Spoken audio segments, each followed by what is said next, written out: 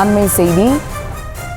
இன்னும் சற்று நேரத்தில் கூடுகிறது சட்டப்பேரவை. அது குறித்த அண்மை செய்தியை தற்போது பார்த்து வருகிறோம். ஆளுநர் உரையுடன் சட்டப்பேரவை கூட்டத்தொடர் இன்று தொடங்குகிறது.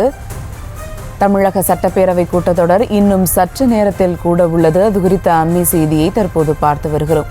கூட்டத்தொடரில் பங்கேற்பதற்காக முதலமைச்சர் மு.க.ஸ்டாலின் தற்போது வருகை புரிந்திருக்கிறார். ஆளுநர் உரையுடன் சட்டப்பேரவை கூட்டத்தொடர் இன்று தொடங்குகிறது.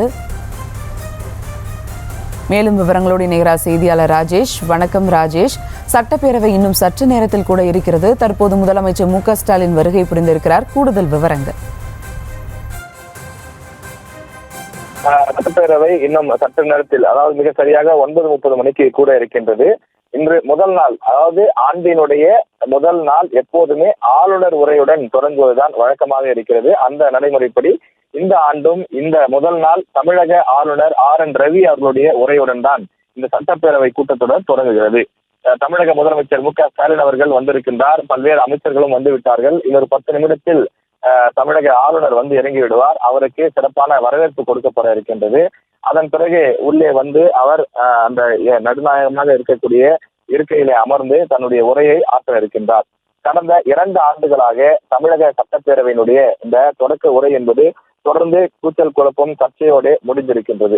காரணம், 2023 உரையின் போது தமிழக ஆளுநர் தமிழக அரசு எழுதி கொடுத்த அந்த உரையை படிக்காமல் அதில் சில வார்த்தைகளை நீக்கியும் சில வார்த்தைகளை சேர்த்தும் பேசியிருந்தார்.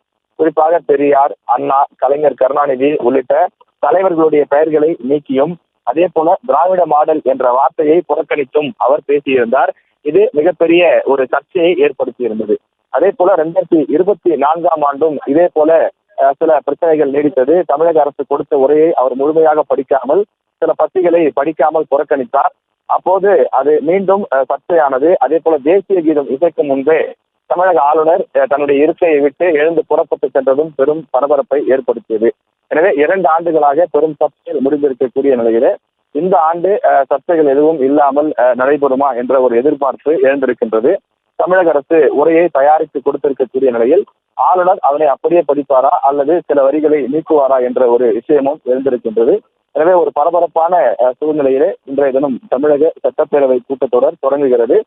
எத்தனை நாட்கள் நடைபெறும் என்ற விவரங்கள் எல்லாம் இன்றைய தினம் அறிவிக்கப்பட இருக்கிறது.